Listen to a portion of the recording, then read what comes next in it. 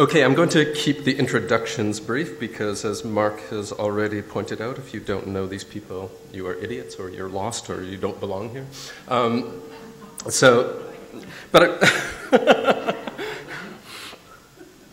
But as I said, we're switching order, and we're going to start with Liz Diller. What I will say about Liz is this, is that she taught me the dirty secret of exhibitions, which is the intense and needless expenditure of energy, finances, and time that every exhibition takes. Having been sucked into an exhibition within 2 weeks of studying with her at Princeton, along with many other people in this room, an exhibition that cost us collectively like 25 years of our lives, I think. But Liz, along with both her offices, Diller and Scofidio and Diller, Scofidio and Renfro, is a model for us for how to reinvent our exhibitions as a critical architectural practice. I think we all know that about her work. From their early exhibitions at Storefront through to the most recent projects, it is an office that thinks through problems of display and exhibition with a stunning originality and intelligence. And it's a quality and an obsession with questions of display and exhibition that permeate all aspects of their work, not just the exhibitions themselves. Beatriz Colomina is the second member of this panel of superstars, author of some of the most important books and essays for our field.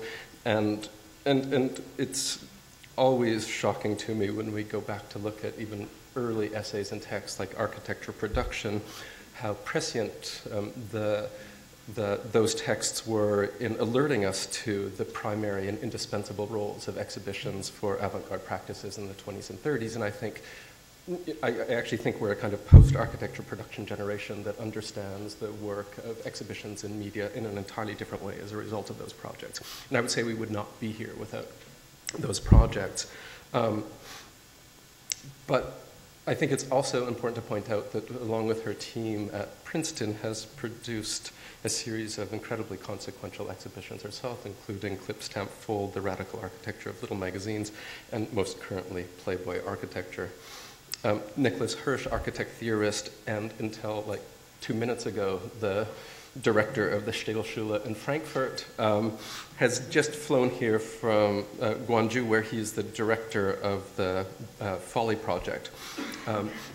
And those of you who don't know Nikolaus's work, go out and search for it immediately. Among his many pieces of writing and publications and projects, within the Collecting Architecture project, we've relied incredibly heavily on institution building, artists, curators, architects, and the struggle for institutional space, which is like a model text for us how to think through the problem. So thank you all for coming, and Liz. Where's the mic? Oh. Okay.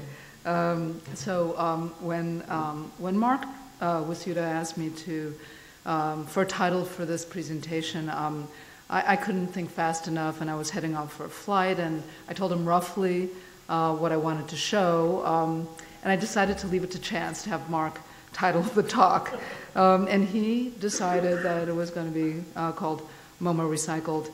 And this was really devious on Mark's part, because it kind of suggests that the talk would be about our work on MoMA's expansion and the fate of the Folk Art Museum, which is like the first question anybody asks me when they say hello, and what's the fate of the Folk Art Museum?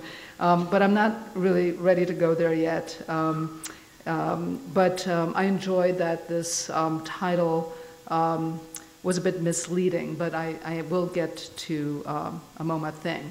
So, question is, how does our studio fit into this conference? We're very interested in curatorial efforts, and we're interested in display, but we rarely ever have anything authentic to put on display. More often our objects have to be interpreted or created from scratch. For example, in the case of the American Lawn Surface of Everyday Life that both Beatriz and Mark were a part of, and actually Wasuda, so Wiggly and Wasuda, this is just freeze-dried sod and the video was kind of welcome mat that you have to step over to get into the show.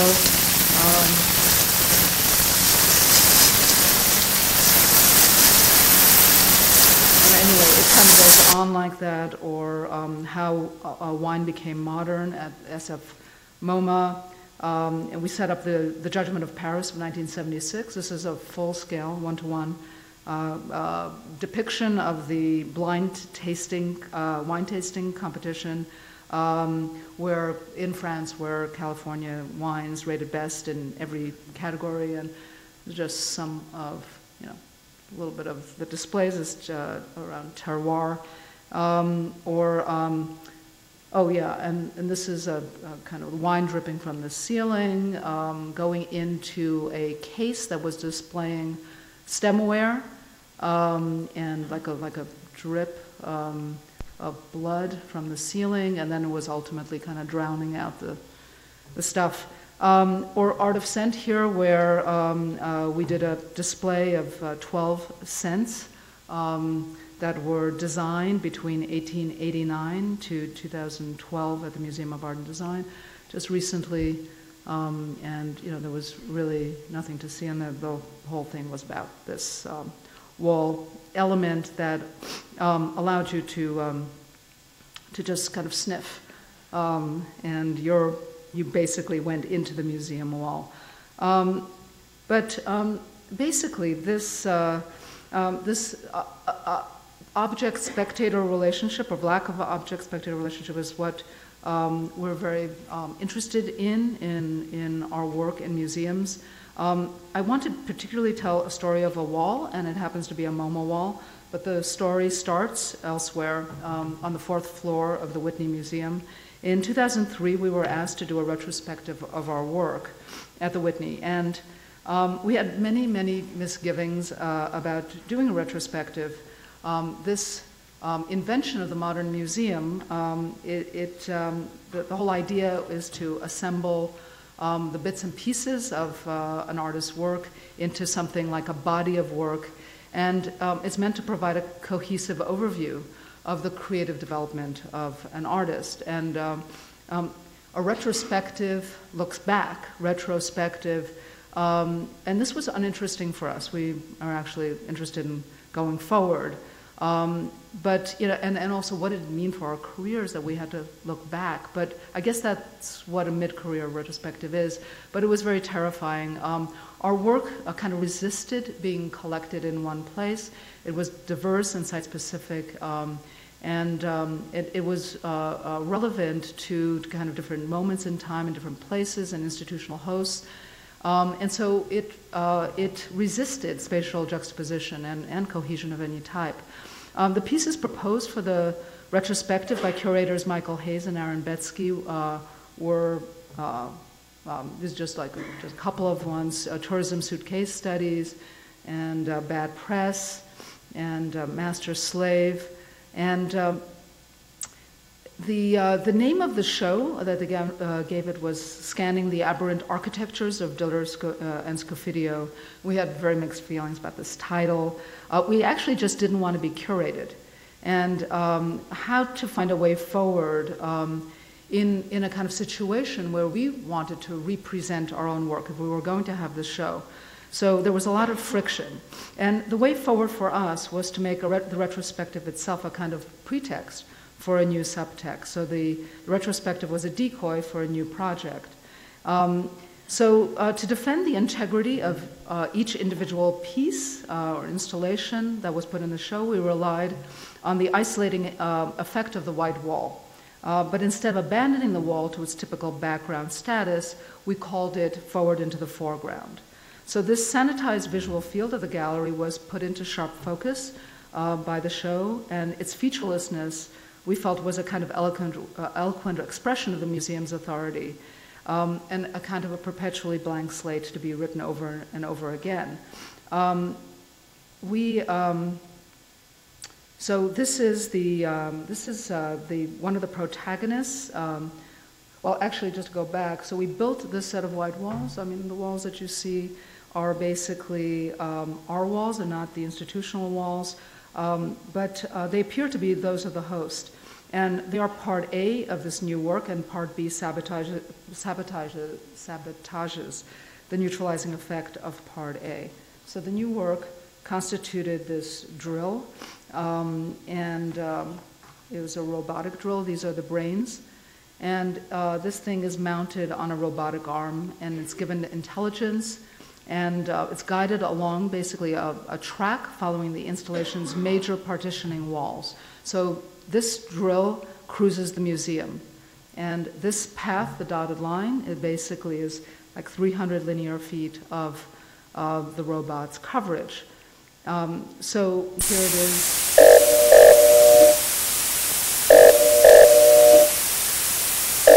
So it's passing through master-slave space. An intelligent navigator maps basically the entire surface of the gallery walls, and it randomly generates points within a three-dimensional matrix of coverage. It selects a point.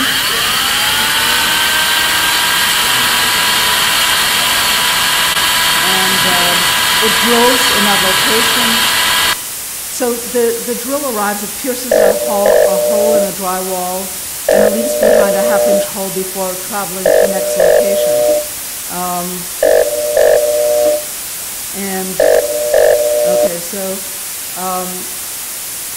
Okay, how do we get that to, anyway, it's going to keep, it's very annoying. It was like this in the gallery, it was very annoying. So initially the holes were lone blemishes in the pristine walls, and as the exhibition continued, the walls became increasingly perforated. So eventually the holes on both sides of the walls aligned and opened views from gallery to gallery. And then it kind of annihilated the text, the curatorial text. So this disturbance, I don't know how you get rid of that thing. But anyway, it's kind of interesting. But what I wanted to make light of was this, what looks like a graft into the wall, that white area on the right. And this was really the MoMA part. And we were, on that one section of wall, we were very interested in kind of grafting a piece of a MoMA wall into a Whitney wall. And we were thinking about the different whites, the distinctive whites of MoMA white and Whitney white, and whose was the most neutral, whose has more authority, can we transplant one into another without detection. The retrospective perfectly aligned with MoMA's extensive renovation from Peli to Taniguchi. And as the artwork of MoMA's permanent collection was removed for the renovation, we were in a good position to request a wall that would ultimately be demolished and discarded. And so this is the Duchamp Gallery prior to the renovation. We became very interested in extracting a very particular piece of this white wall that was covered under Duchamp's network of standard stoppages of 1914. And we were interested in the kind of aura that was under here. This is part of Duchamp's experiments in random precision. It was the meter falling, the standard stops, and this meter was frozen into a particular shape that was used to trace around, and so forth. And this particular thing was a precursor. It was used in the large glass.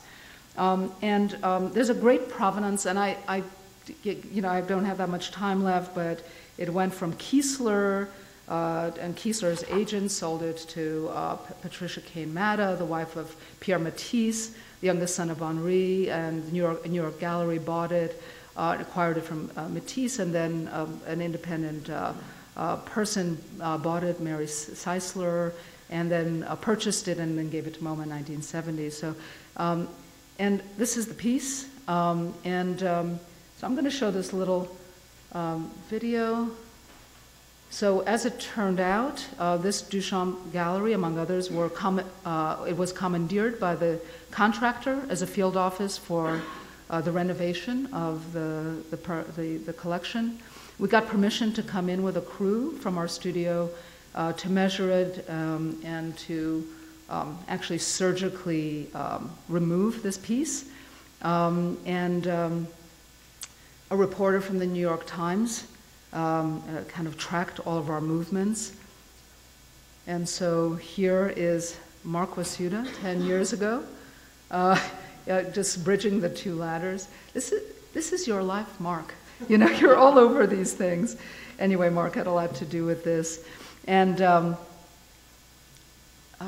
so basically we excised it, and then we put it on this pallet, and then we brought it to the Whitney, and then we installed it. And it was really interesting. We didn't know which door to bring it into, whether it was art or whether it was building materials. Did it have to go through the registrar? But anyway, I'm going to move through that. So that's the wall that's right in there.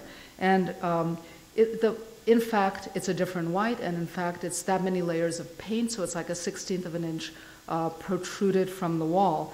And what was very interesting was the behavior of the drill when it passed by that wall was somehow very different. So there were these random holes that were in the walls, and then when it passed by, this is aura sort of created another kind of pattern. And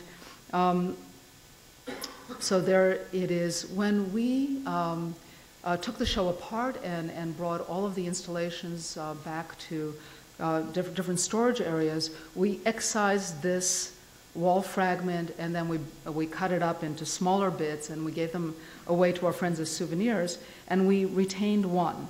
And at that point, we decommissioned the robot as well.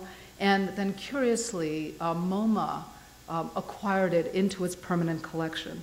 So this was a very, very weird round trip. And so here it is. Actually, it was in its first installation. It was put in the show called Rough Cuts. And here are the MoMA workers kind of cutting a hole in their wall. And here's Rick on the left handing over this piece, and there it is installed. And somehow this thing made this weird round trip. And then we decommissioned the robot, but then we recommissioned it again and revived it for the Maxi, the inaugural show for the Maxi. We translated the drill into a photo engraving device. We never let a piece of technology go without rethinking it. So rather than drilling through the wall, the robot drilled holes of various depth, given a chiseled drill bit to produce the equivalent of a photo dot screen. So here is basically the effect of deeper holes on a different, in a different kind of pattern. The piece was renamed Drill Baby Drill, and it was basically the reproduction of a giant photo, and it's one of the greatest man-made environmental disasters of all time, the BP oil spill in the Gulf of Mexico, and that's the original image. It wraps around a huge wall. That's the detail of it, and this is the robot kind of mid-process. It gave us a kind of a hard time, and it never really was quite complete, but the robot is now in semi-retirement and looking for its next gig, and the engraving got repaired. So that's it. Thank you.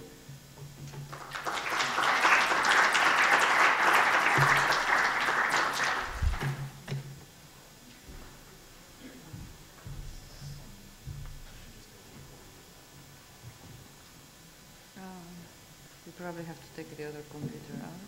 Ah, no, here it is. All right. Yeah.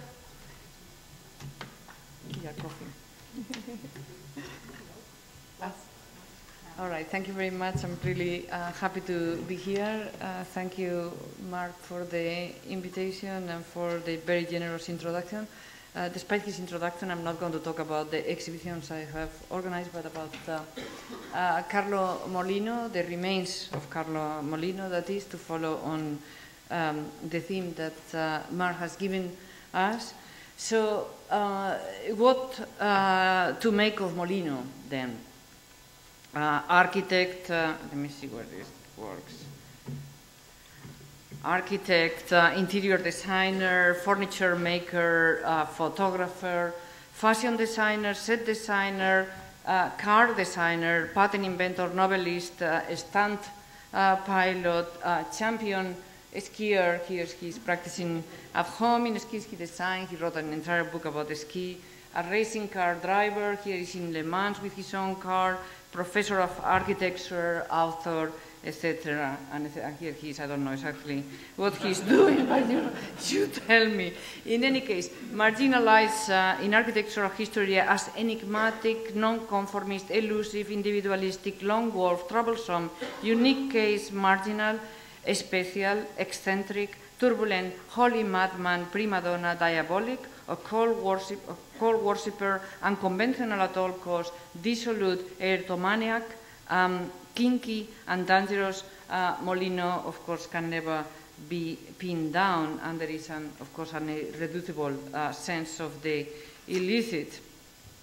Even Molino's strongest supporters seem, at the very least, ambivalent about their support. Bruno Cebi, who acknowledged Molino's work only after his death, called his designs turbulent and his photographs blasphemous in an otherwise extremely laudatory obituary, where he managed also to describe him as his dangerous marginality, as he put it, as abnormal behavior, abrasive character, unfound, terrible, intense, problematic, hermetic, profane, and heretic. All of this in a very short obituary. We're chastening Cebi for not having noticed Molino. Manfredo Tafuri, who hadn't noticed him either, dedicates just a few lines, an image, and a footnote in his, to this caso único, this unique case, in his book Modern Architecture in Italy. The first time, actually, that he himself ever mentions Molino.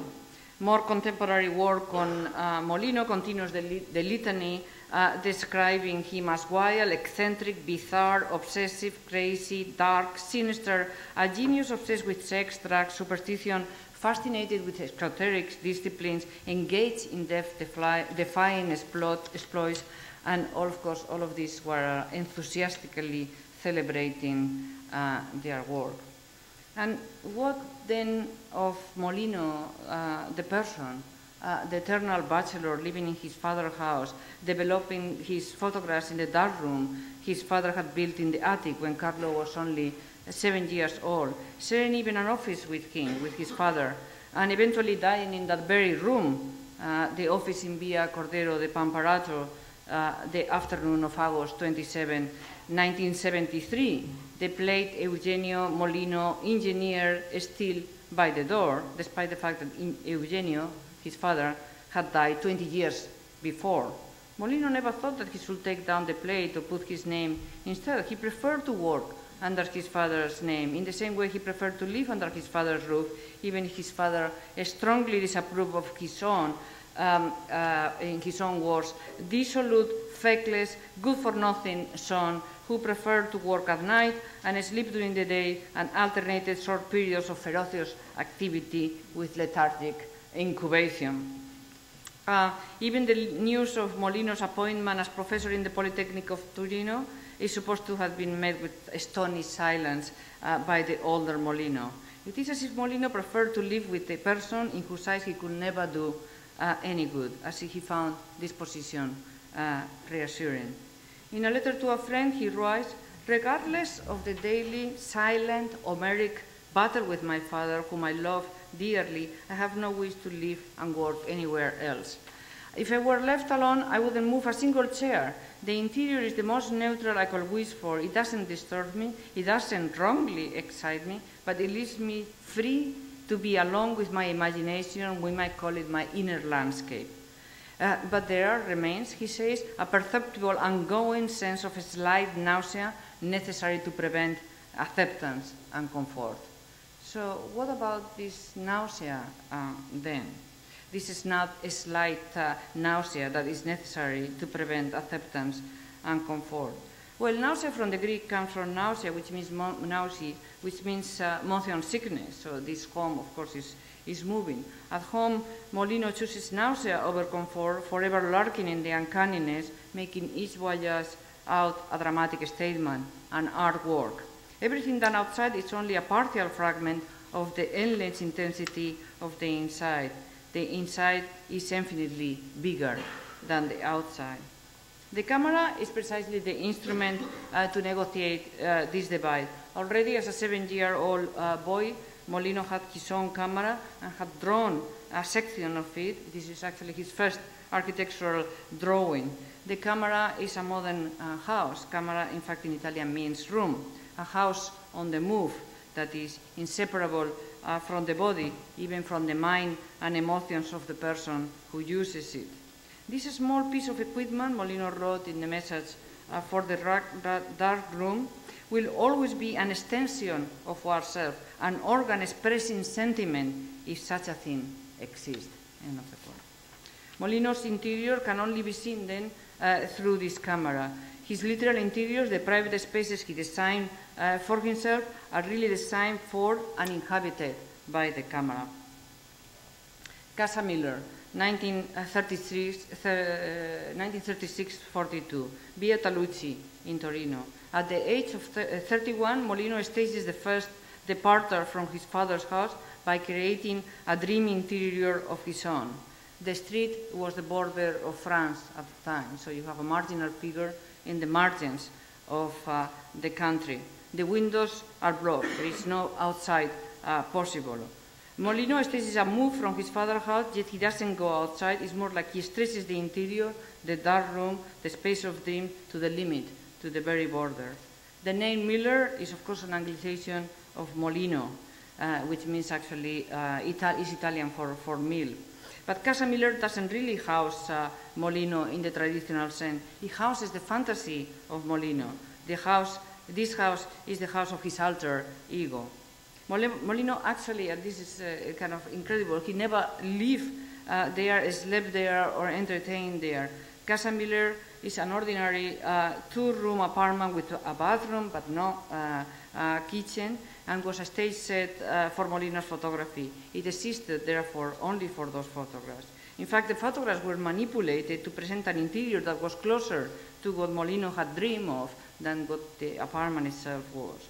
The apartment, or the interior then, is nothing other than this single set of photographs, 43 black and white prints, carefully developed over 5 years and published in magazines, starting with this first tantalizing image of the space in the apartment in the cover of Domus in 1937, without any explanation other than the little caption here, follow a year later in the same magazine by a full article which begins with the very same image, a text of Carlo Levi and another 22 images. The article includes, you can see there, and I'll show you now bigger, a plan of the apartment by Molino, crisscrossed with arrows, which of course recalls the drawings of the rational movement of the Ephesian modern house.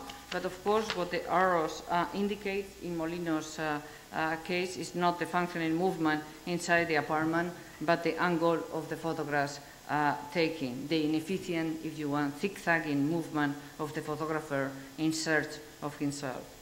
As in film, each frame scene exists in its own right and also in connection to other scenes by cutting. The relationship between the images and between the images are always unexpected juxtapositions.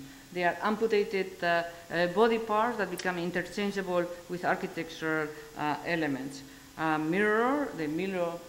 mirror here, it has the shape of the body of a woman, Venus de Milo without head or limbs, where disembodied heads, arms, hands, feet, and eyes appear throughout other images. One amputated hand rests on a table with human legs, as you can see here. The surface of a desk table is covered by a full-size photograph of Michelangelo's prisoner behind a plate of security glass. A carpet of the bedroom stares directly into the bed. The ambiguities here are unambiguously surrealist, if one could say that, and to continue the theme of surrealism of before. The architecture of Molino is not just this set of photographs. The photograph itself is the site of his architecture. All that matters are the photographs. The architecture, the furniture, the draperies, the lamps, the cast of body parts, the fashion, the carefully chosen models, the staging of all of the above in one single image, a black and white print crafted in the darkest of rooms. But with Molino, even more important, the position of the camera is already determined. The camera is already part of the interior being photographed, or the interior is but an extension of the lens. In other words, it's not just that Molino moves the camera into the interior and takes some pictures of this apartment to photograph it. The interior only exists for the camera in one position.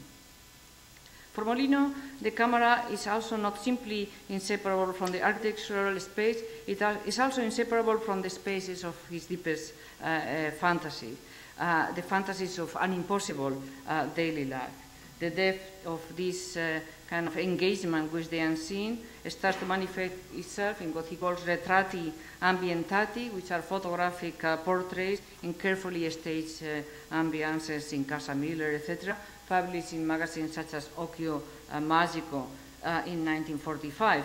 In these picture, the figure of the woman emerges as the central element in the composition, a figure that Molino argues in his book, The Message for the Dark Room, that exists only for the camera. So I have said the architecture exists only for the camera. Molino is saying the woman exists only for the camera.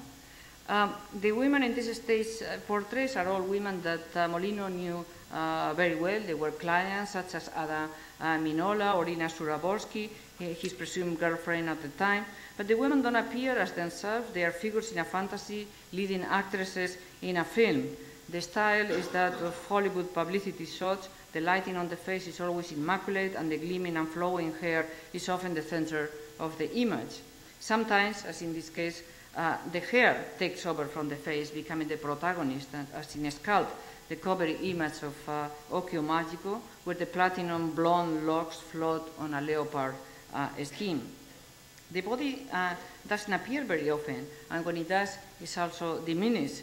Bodies without limbs are sheathed in silky wrappings that turn them into an object, or even sometimes into architectural elements, as you can see here. The sexualized or resexualized through juxtaposition with other objects. It is rarely clear where the enigmatic figure is. One imagines her against a mirror, emerging from a closet, looking through a glass case, but every time it's finally uncertain what is exactly going on. In any case, by the end of the war, Casa Miller had been dismantled, and Molino built a new stage for his fantasies. The Molino apartment of 1946 is again completely cut off from the outside. Floor-to-ceiling curtains cover every opening. The space is sparse, other than a writing desk and a day bed, a three-legged chair with a spine-shaped back. The primary function is again photographic. The desk, chairs, and bed become props for fantasy scenes, but the scenario now is explicitly sexual. In a remarkable photograph of 1951, this one, a woman kneels on a cushion facing the wall. She wears a tight corset, her arms are seemingly cut off, and the letter CM appears imprinted on her bare buttocks. An Olivetti Lexicon 80 typewriter on a small table, and a bottle of champagne, and a freshly poured glass on a silk tray complete the scene.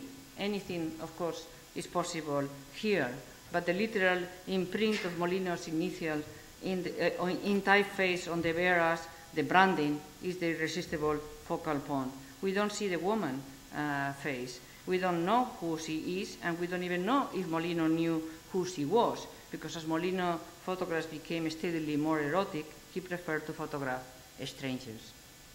So let's go then to the last house, which is this Casa Molino in Via Napioni in Turin, 1960, which is the ultimate interior, a secret apartment in an 18th century house in the banks of the river Po. The design was completed in 1968, but never fully inhabited. Molino never told his closest friends about its existence. The surrealist details of the house are more complex, the itinerary more labyrinthian, the eroticism more explicit. The photographs more secret.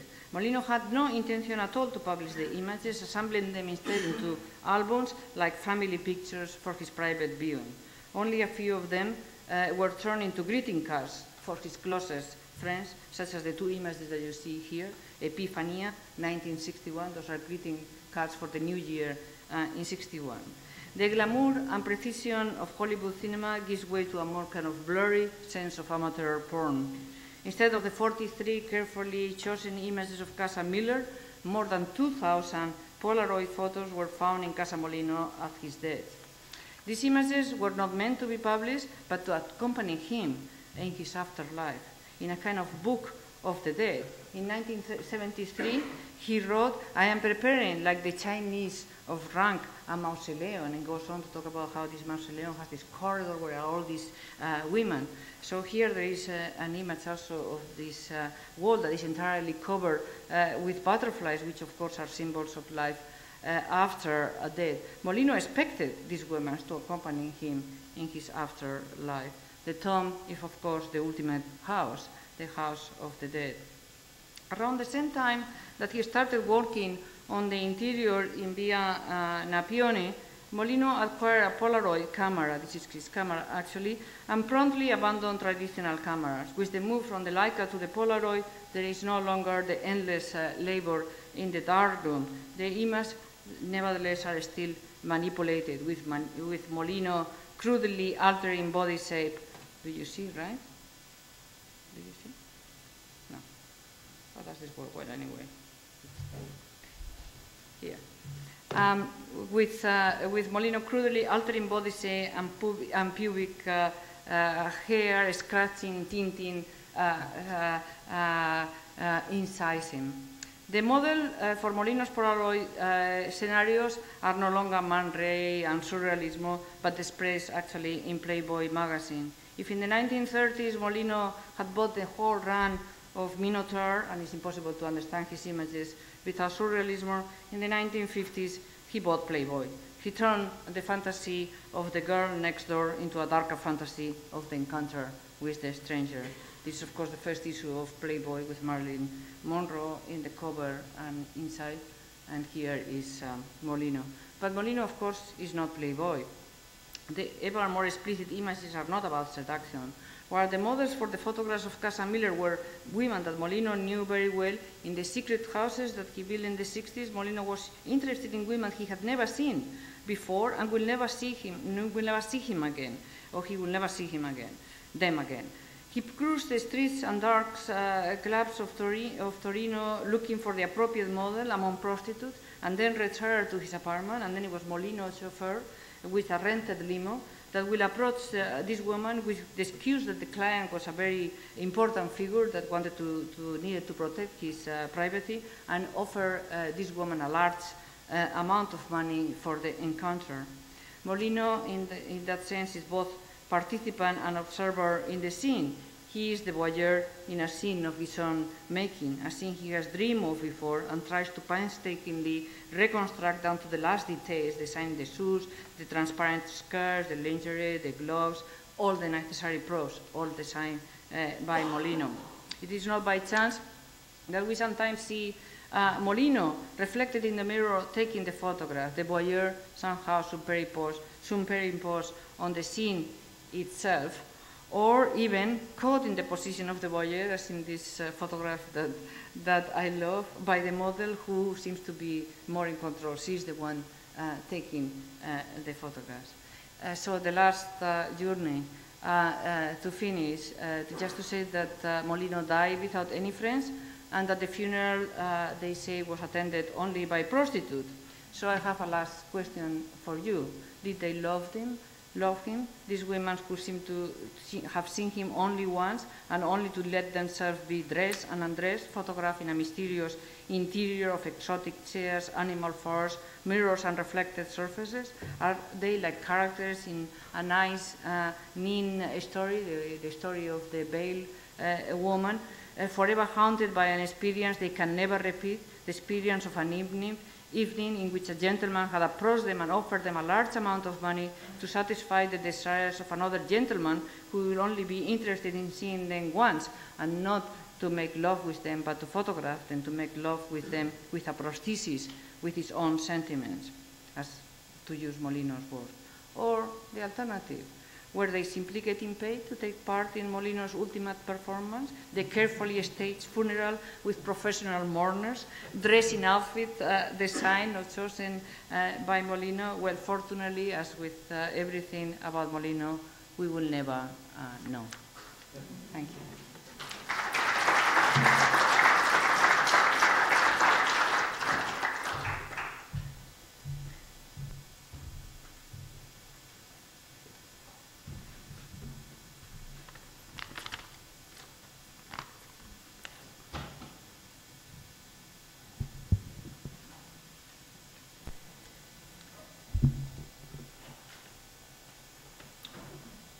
Thank you for the generous invitation here to this really intriguing conference. I guess with the Guangzhou Folly project, I'm trying to stretch a bit the boundaries of what Mark was trying to discuss here.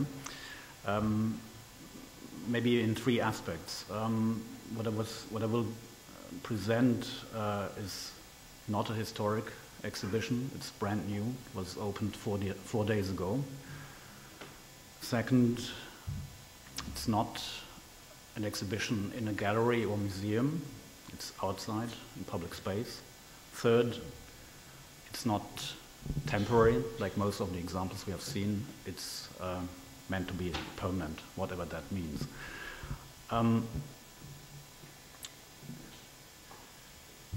To a certain extent, this Guangzhou Folly project, as I said, raises a problem. It was just opened. This is the opening, so opening with a big bang, and on the right, the mayor of Guangzhou.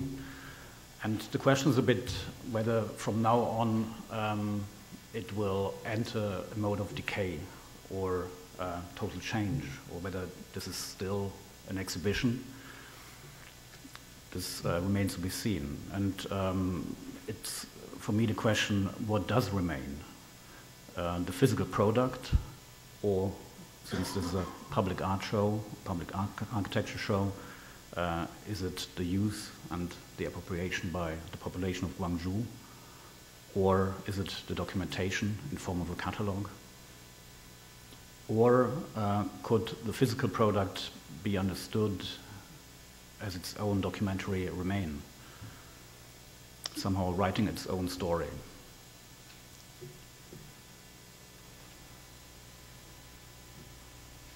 The concept that we try to follow in Guangzhou is very much informed by the idea of a folly, like a small micro-architecture, as a critical tool of inquiry to address the condition of public space today. Since the May 18, 1980 uprising in Guangzhou, the negotiation of public space has played a crucial role in the transformation of South Korea. It has even become a kind of model for effective political mobilization. Contextualizing the potential of spatial interventions, these newly commissioned follies, it's eight new follies, seek to test the constitution of public space in contemporary Guangzhou as well as in the global context. We were particularly interested in the crucial role the negotiation of public space assumed in the democratization process in South Korea. And it's important to understand that during the May 18 democratic uprising, the city became an urban stage for public demonstrations that eventually triggered the political transformation of the country from dictatorship to democracy.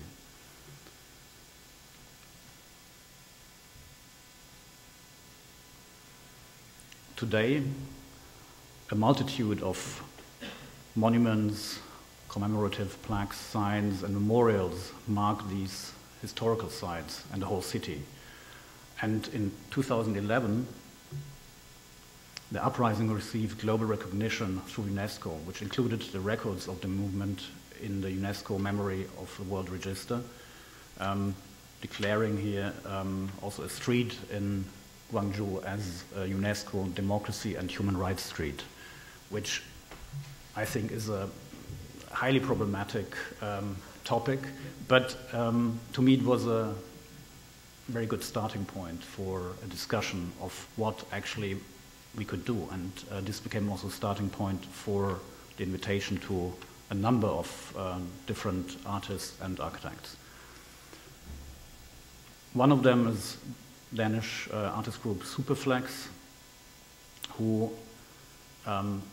made a direct relation to the UNESCO topic, designing a UNESCO power toilet, which replaced a rundown public toilet near Gwangju Park with a replica of the toilets used by the executive board in the headquarters of UNESCO in Paris, like the very body who made that decision to turn Gwangju in a city of human rights.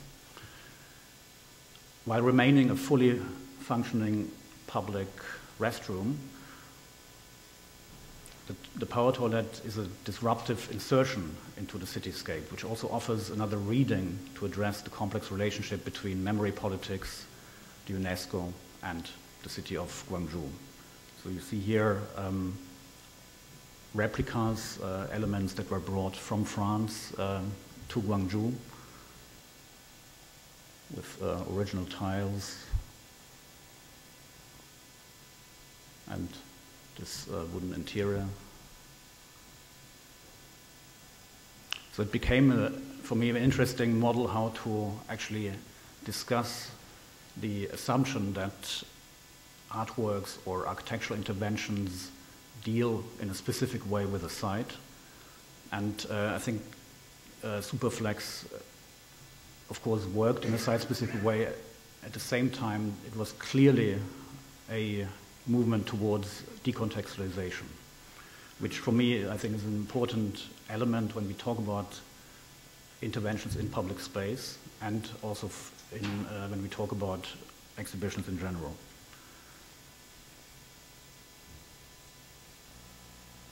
A project by Rem Koolhaas and Berlin-based writer Ingo Niermann takes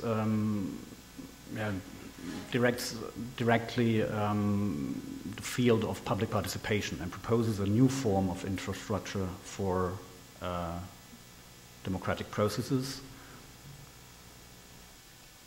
placed in the middle of a busy shopping and entertainment district that is mainly frequented by teenagers. This folly, called the Vote, divides the street in three lanes of different choices: yes, no, maybe, so that pedestrians can vote on a weekly issue established by a local partner, a local partner called Gwangju Youth Center. The votes are then counted, so it's a kind of alternative model to the typical representative democratic system that we all know. You vote every 4 years.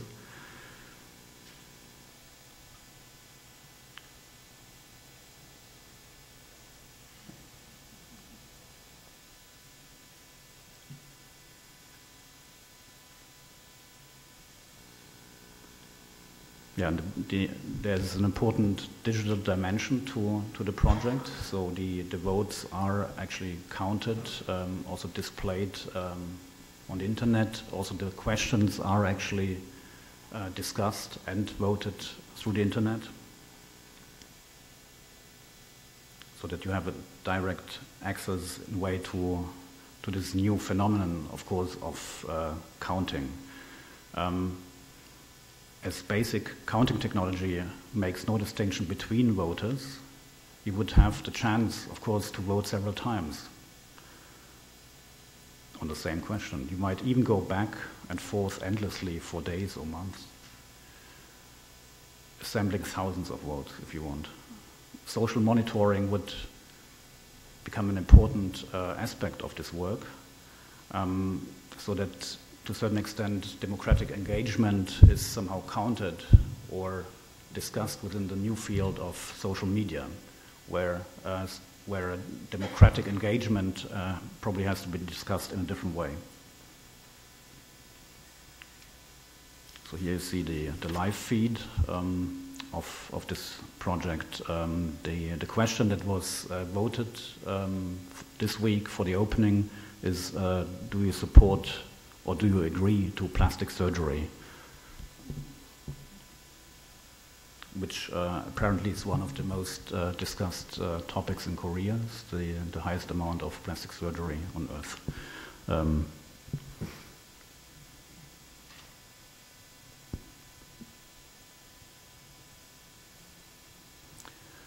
A third project that I want to briefly show is a folly developed by Eyal Weizmann called Roundabout Revolution.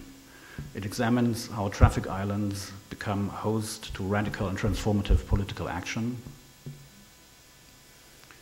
thus establishing a connection between the 1980 Gwangju Revolt and revolutions that have rocked the Middle East in the past few years, known under the name of Arab Spring, which also often and rather uncannily took place in and around traffic circles. The roundabouts of Cairo, Ramallah, or Bahrain are giving proof of that. Here you see a view of these circles, the geometries that were somehow inserted in the public space of Gwangju.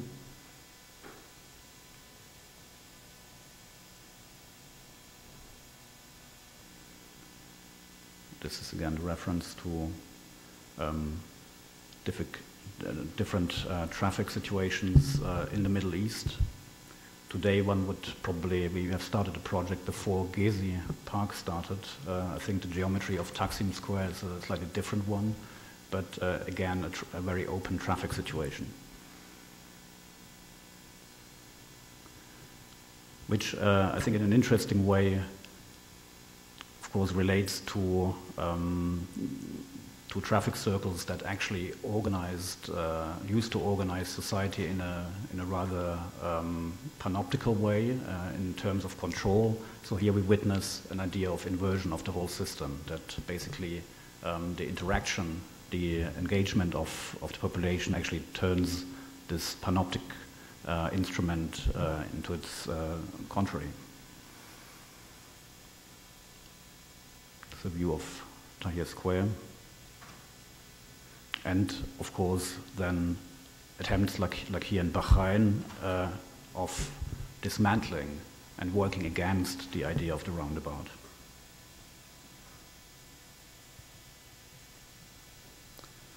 And then after the revolution, and this is an integral part of Eyal Weizmann's project, a kind of consensus politics takes place. The idea of the round table, or the element of the round table, appears in order to then start the politics of a certain normality of a very long period that basically gets rid of the short and hectic moment of revolt. So this is reflected in Eyal Weizmann's small folly, which includes a round table, which of course raises the question, well, will this be a place of revolution? Certainly not right now. So it's an exhibition that is dependent on public interaction, which hints at public interaction and will be used by different partners and NGOs. At the same time, the function of this folly and also the other follies that we have developed in Gwangju, the function is suspended. So it's not in the mode of exhibition. There's a very ambiguous idea of function here, because we tried to involve the idea of use, but at the same time to suspend it. And in Eyal's project, there is, of course, still the idea of a civic space in potentia, which could always erupt into an action again.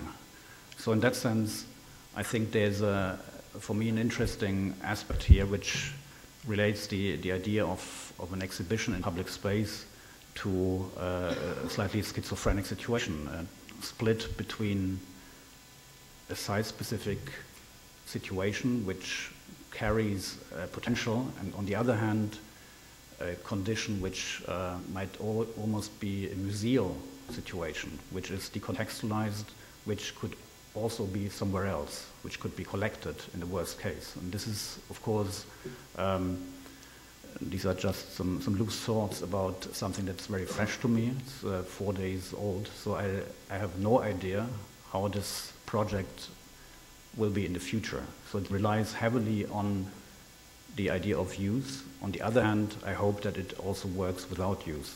And I think within this dilemma, I hope that the people in Gwangju can find a quality, but there's no guarantee for it. And when I mentioned in the beginning that these are meant to be permanent projects, the idea of the permanent, of course, has to be questioned. I think there's a very unclear relation between what we call temporary and what we call permanent. And in that sense, I hope that we can basically use this also as a tool for productive discussion in a way on the potential that things can have, whether they are in the museum or maybe in a more extreme case out there in public space. Thank you.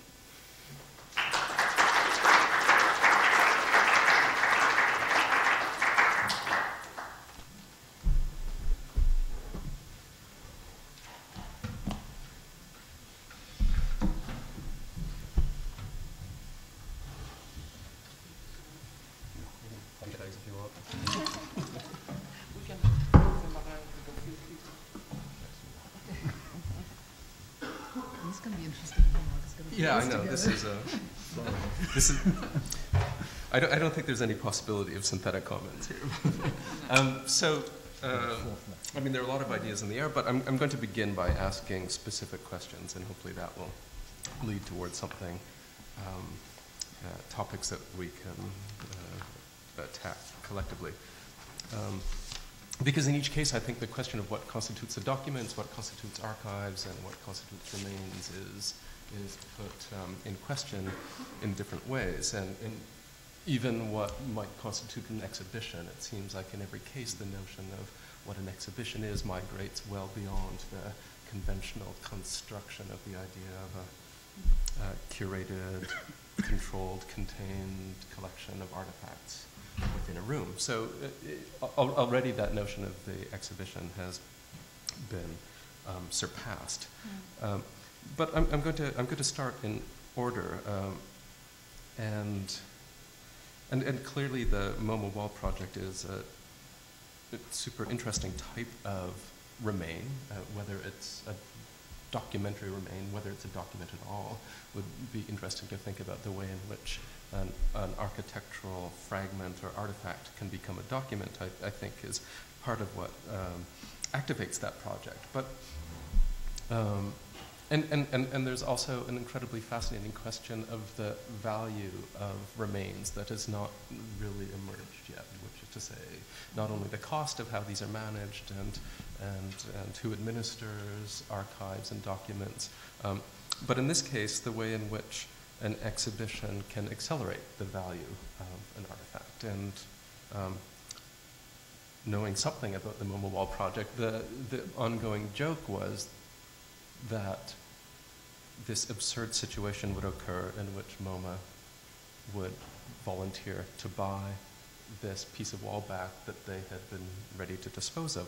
And so I'm interested in how value circulates in this project. I don't know if you can say anything about that, Liz, but I also want to ask you another question, which is that you said that within the Whitney Probe exhibition, you were resisting the idea of being curated. And now thinking about that object back in MoMA, I wonder if you have similar thoughts about being collected. Is there, what is the difference in your mind between being collected and being curated? And what type, and especially because we could call those objects that are collected by museums and institutions documentary remains themselves, or documents of remains, which you cede control over. So I'm just wondering how you think about that. Yeah, interesting. I think that the curated part is the one that really gives me the most trouble, particularly while I'm alive. And that's in a sense, it is a kind of biography. It's a form of biography, and the resistance was that we wanted to write. We wanted to do the autobiography in a way, but at the same time, we also ceded the choice of artifacts to the curator. So we kind of wanted to kind of entrap them in this thing. So in the end, we tried to sort of translate it into something that we could use. That it was the kind of marquee of the accumulation of all the stuff, but for us it was a different project. So it was a way that we were able to kind of outsmart the curators of the show. Now, what happened with MoMA is that it turned out that MoMA outsmarted us, and this act of which wasn't our idea. I mean, it was really a fantastic idea of Paolo Antonelli of getting this thing back, and now that it's kind of gained some kind of status by being shown in another museum, but it's also a piece of MoMA history. So, I kind of love the idea of this particular acquisition as it closes the cycle on so many sort of complex feelings. Right. So I'm going to keep going. To pick up a thread of the conversation we had earlier around documents and evidence. In Tom's and Guido's conversation, there was an incredibly interesting set of observations about what constitutes a kind of evidence and how it's put into force. And in part, it not only has to be seen, but it has to be argued as evidence. It has to, its declaration has to be put into practice somehow. And Beatriz, I'm incredibly interested in what types of documents and evidence Molino's archive represents, especially when you're showing us those photographs, which were not meant to be put into circulation, as you claim. And I'm also incredibly interested in the status of the house, the Casa Miller, which was seen, but seen primarily by Molino and by his subjects as a site of photography. And I'm just wondering at what point the requirement of visibility is necessary for an exhibition. Can we think of that house as a site of exhibition, or is it something else? Is there a boundary between its capacity to exhibit what has happened through the photographs, or is that merely a stage set? Do you draw an important distinction there? Yeah, I do. I mean, I think it's very important what you say. There's a huge difference between Casa Miller and the latest project, precisely in those terms. So Casa Miller is an exhibition. Whether you show it or not, it doesn't really matter. In fact, you see it, because actually it's a set, as I say, of 44 photographs that he takes, that he edits, that he decides from what angle. I mean, in fact, the plan of the house already tells you this is for him, the architecture. This is not a house in which I go with the camera and now document a house that you haven't seen, and I give it to Domos. This is a house in which every single angle of photographs has been kind of calculated and is furnished and prepared so only for that angle, for that point of view, right? So in that sense, there is no difference, let's say, between the original and there is no such a thing as the apartment and the photographs. The photographs themselves are the architecture, are the documents, right? Yeah. Are the evidence and the documents, both of them. When he, at a certain point in the 40s, starts bringing women into the house, it's another story altogether, because up to here we are talking about a secret, well, or not so secret, but secret in the sense that nobody is coming, he's not living there, he's not bringing friends there, and he's taking just photographs of the space, but it's not secret in as much as he makes it these photographs for Domos. Mm-hmm. And for other architectural, particularly for Domos, right? With this story of, so that's public, right? Yeah. And when he brings this woman, there's another thing, right? It's another set of photographs for another venue, which is the Occhio Magico and all these kind of surreal magazines where the figure of the woman appears, right? But again, it's very different from the last house, because he wants these images. He chose this image again. And now, if you go to the archives, you find all the ones that he rejected, of course. In fact, here there were several that you could probably tell the ones that were from the archives and the ones that were from reproduction. But so you can see that for each one there are like, I don't know, hundreds. With the woman with the hair this way, the hair that way, against that chair, with that outfit, with the other outfit, etc., right? So the problem with the last house is a completely different story, right? Because the last house was not supposed to be meant.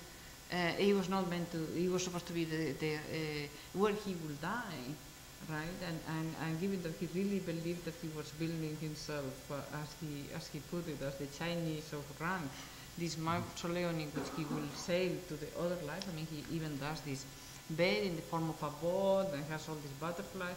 I mean, he seriously thought that they will accompany him to his afterlife.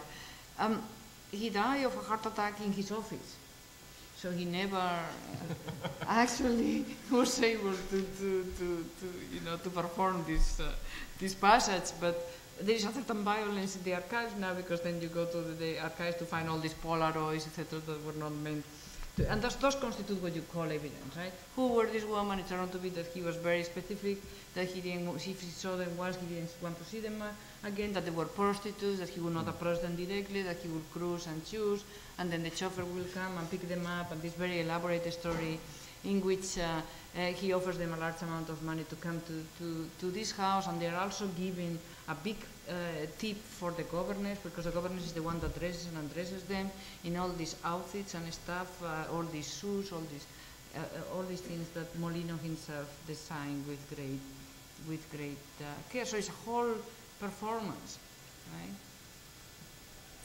Thank you. I think Liz wants to ask something. No, I just wanted to ask you, because it was really fascinating. In the Casa Miller series, is there a structure to? Is there any kind of narrative structure, or is it, what was the choice and the order? Were you able to detect something? No, as I say, it seems disjointed in that sense. There is no narrative. You think, looking at that plan, there must be some plot here, but there isn't. Right? It's just indicating the angles at which, so it's all in this realm. Maybe to show maximum surface. Maximum surface. That is an interesting idea, and also the way in which the photographs are taken, in fact, to distort the apartment as it is. Right? So when you look at the plans of the apartment, look at the photograph, you can often recognize and realize all the tricks that he has gone through to be able to present another reality. Nikolaus, to shift just slightly, you said something toward the end of your presentation, which I'm not sure I heard correctly. You said that the Follies are not in the mode of exhibition, and that you want them to suspend use, or you want to suspend use in relation to them, which would imply that an exhibition does not suspend use. It's useful in some way. And I'm just wondering how maybe I misheard, but I'm trying to understand what you meant through that distinction. I was hoping to say the opposite, I guess, but maybe I didn't. But I think nevertheless, I think the question of use, I think it's one of the, for me, primary problems. And of course, there are extreme cases where use is embedded in an architectural exhibition. When you think about the Weissenhof-Siedlung or like buildings as exhibition, like really one-to-one exhibitions, then I think there's a fantastic problem. I wouldn't say I don't see, when I use the word problem, it's not a negative notion, it's rather something that is a fantastic opportunity, because to a certain extent, being myself an architect who builds, you know the situation that building has something to do with exhibition making. I think every architects very often disguise their ego and don't talk about their exhibitionist behavior partly or motivation. But I think there is a mode of exhibition which I think is, once you acknowledge this, I think there's a whole set of new potentials, but of course problems also, because how do you deal then with use? Mm-hmm. And I think this is the moment where I would say there should be a potential for use, but I would not totally rely on use. And this is also, I can only quote someone who's also part of that program here, Felicity Scott, who was giving a lecture at Gwangju. Felicity Scott. Yeah. And she gave a lecture about the folly that Philip Johnson built in Yucana, and this was of course embedded in a fierce critique against functionalism. Mm-hmm. Yeah, so it was these mini architectures became also tools to suspend function. That's a bit the interpretation that I have. Mm-hmm. And but at the same time, I think the idea of use and function is, for me, it's an interesting moment, because it's something I'd love to actually involve in exhibition making, and also whether it's follies or you call it differently. To include use. Yeah, I think it's an well, this may be informed by also the experience of the first folly project. So there was a first one in Gwangju, which was probably more architects trying to mimic minimal art. It's like sculptures, and which is fine, but it's a different. It was just a different agenda. Who is trying to imitate who, right? I mean, if we, for example, right? I mean, if we go back to the Barcelona pavilion, which has been so important to so many contemporary artists, I think it's very interesting, this question that you're bringing of the use versus function, because of course, Mies, being an architect, the first thing that he asked to the Ministry of whatever in Foreign Affairs in Germany is, what is this building for? I mean, what's the function here? I mean, you know, an artist never asked that. I mean, why would you don't need to ask that. You don't ask that, right? But he felt that he needed to ask that. And the answer is nothing. The pavilion itself will be the exhibit, which is what absolutely liberated him to do what he was able to do. I mean, he was being treated as an artist all of a sudden, right? So it was precisely that capacity. And is it a sculpture? Well, maybe you could argue it's a sculpture. I mean, is it Mata Clark that says that the difference between architecture and sculpture is that one has bathrooms and the other one doesn't? Well, then the Barcelona pavilion doesn't have any bathrooms, so you could say it's a sculpture. But it was liberating for me in particular. And I think for the whole history of modern architecture, the pavilion is and the exhibition space is liberating, and that's why it becomes such an incredible incubator for architectural ideas, precisely because you get rid of all these problems, like client, use, etc., etc. You bring them all in, but isn't you kill experiment, no? I totally agree, but isn't there, even in Mies, an idea or a potential of inhabitation? Yes, I mean, of course, he potentially... This seems to me to be quite important to have, there is a line which is utopian, has no place, is abstract, but at the same time, I really see... As a house. Yeah, you could see it as a house. Yeah. Maybe as a model, but... But I'm just wondering on your project, whether the fact that you're an architect and that some of the participants are architects in this, that's a kind of tool of persuasion, you know, for the authorities to have this, whatever you call the permanent, which I'm not really sure what that means, that, you know, you have to argue the logic of this kind of being there where it is through some form of use, no?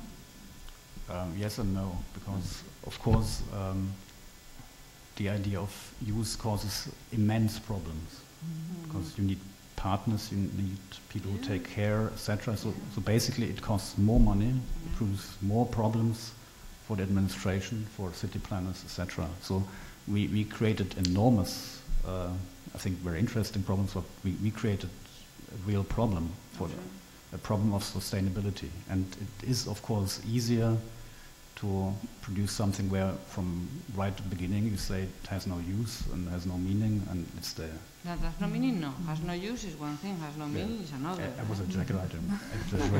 But it has to have meaning, precisely. Maybe it has more meaning. A harder task. Are there any questions from Vasif? Where are we going? All right, here.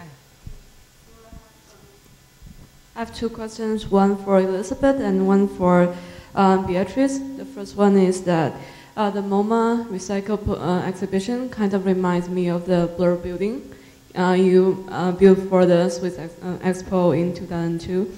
So that I find these ephemeral exhibitions or structures have this conflict to the permanency of architecture. So how do you value the transiency of architecture?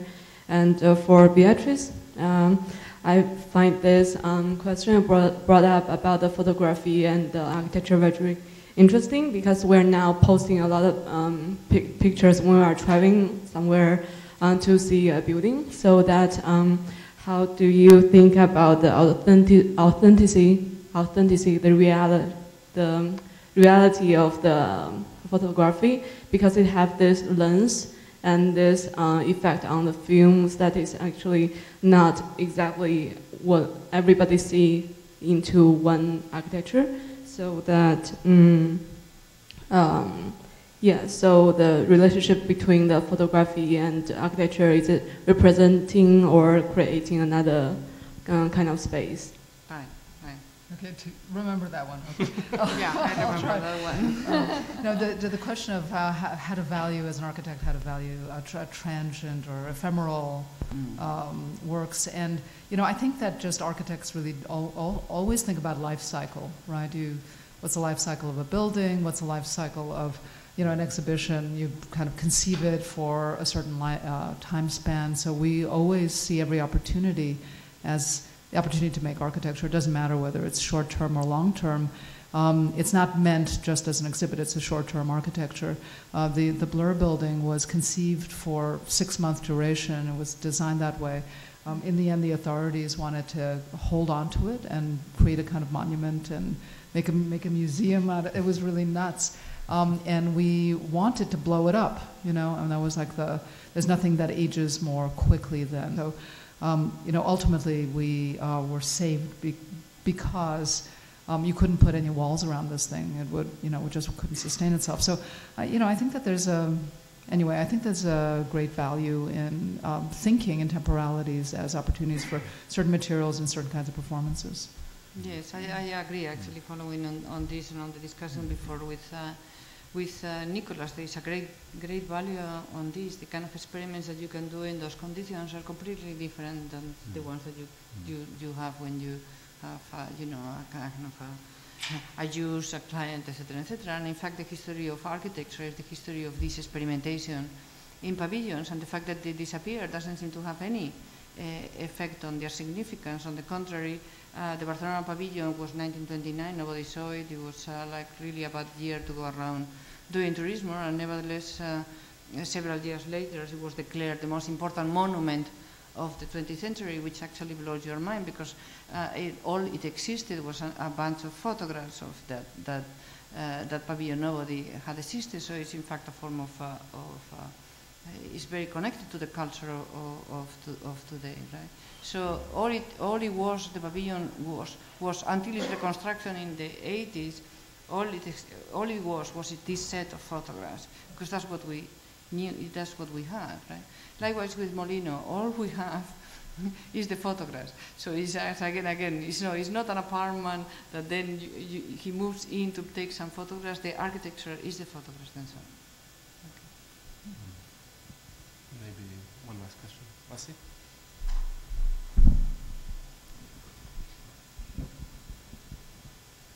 This is with, you mentioned that you kind of short-circuited the curatorial agency, and then you take something that, which is basically the support structure that which does not get to be seen, take the trace, replace it, reinscribe it, and that support structure gains value at the end. And I was just thinking this in the context of, say, kind of you take it forward, you take it to the future. Yeah. And then you mentioned at the beginning of the conversation that you were kind of against the notion of a retrospective. But can you explain this a little bit more about being, not about only being about live or dead, but taking it into the future? I mean, taking the remains into the future. Could you speak a little bit more about that? That a retrospective is actually not possible? I'm sorry. That a retrospective is not possible?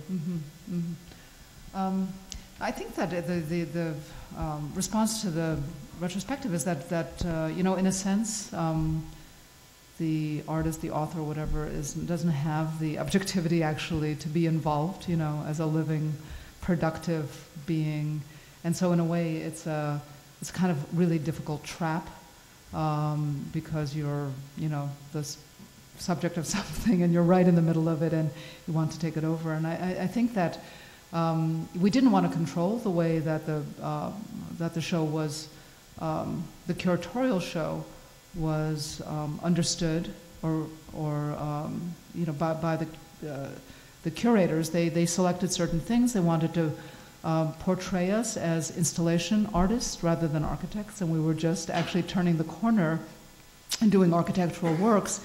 And you know, that was part of the resistance, that it was a very particular kind of framework. Architects go into the museum as installation artists. And that, you know, that's where we had a really hard problem with Aaron and Michael. At the same time, really kind of wanting to, you know, to show the work. You know, there's a kind of love-hate thing. So in the end, what gets, there's a book, there's the kind of the memory of this that actually survives only in lecture format, you know, because people who were there probably, you know, forgot all about it. There are these component pieces that could be reassembled in different ways to tell different stories.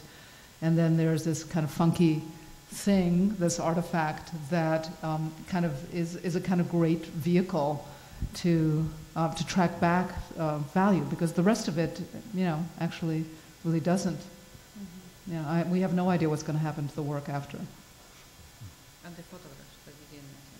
The photographs, yes, that were taken by real architectural photographers. Yeah. Good. Thank you all. I think we're going to have to keep rolling. Okay.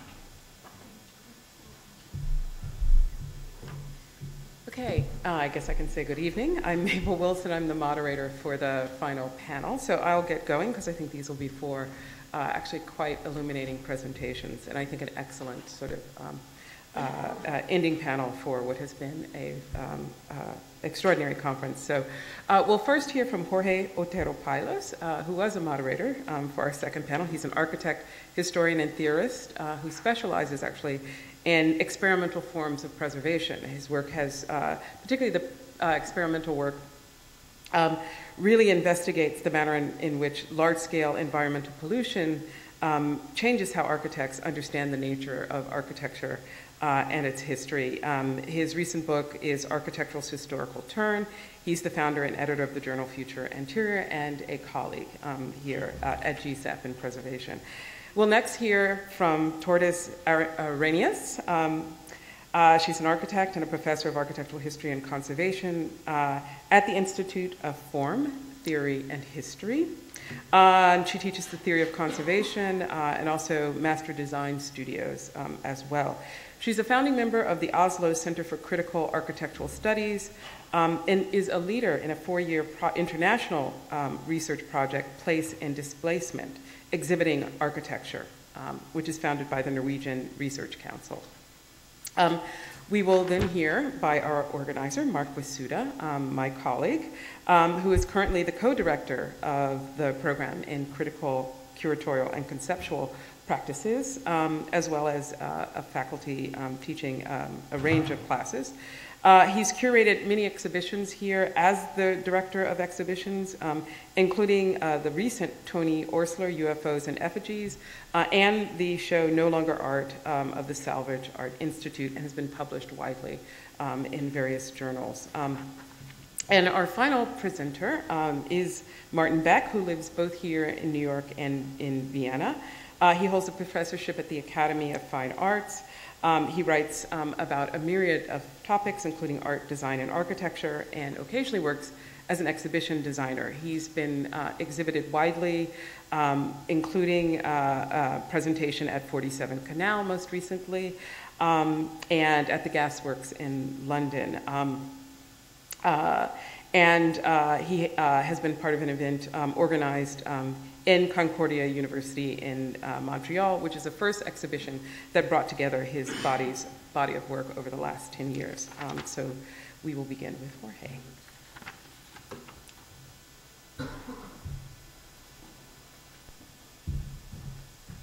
Hello again. Good evening. We're going to wait for my slides. My talk is called Stopping Time, Spacing Time. And I'm going to begin with a, is this the time, this is our timer here? Time remaining, okay, great. So I'm going to start with a document, which is a photograph by Harold Doc Edgerton. The doc is not for document, it's for doctor. Although the two are related, of course. He took this 50 years ago in 1963, and it's called Bullet Through Apple. I have been fascinated with this photograph for a very long time, and MIT asked me to come and do an exhibition. And I proposed to them to exhibit a reenactment of this photograph.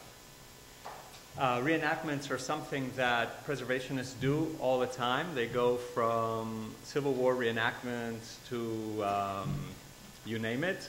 But actually, artists do it too. Performa is really into reenactments these days. And so I was interested. There's a few layers to this, and one of them is, of course, this question of reenactment. So they said, okay, and it sounds really easy, but it's actually quite hard. And this photograph was disseminated in the book, the 1987 book that Edgerton wrote called Stopping Time. And it's the cover of the book It's actually not in the book. The photograph's not in the book. It's only in the cover of the book. And it's actually flipped over in the cover of the book. So for a very long time, I thought the bullet was going the other direction. But then until we got the negative and saw that it's actually in this direction. There's also some foxing at the bottom of the photograph, if you notice.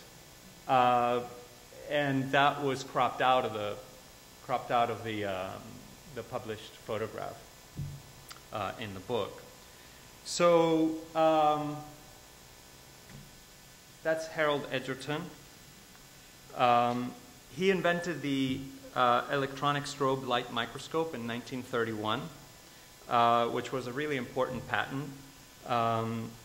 He did it in order to study the motion of machine parts. He was an electrical engineer, but also interested in mechanical movement.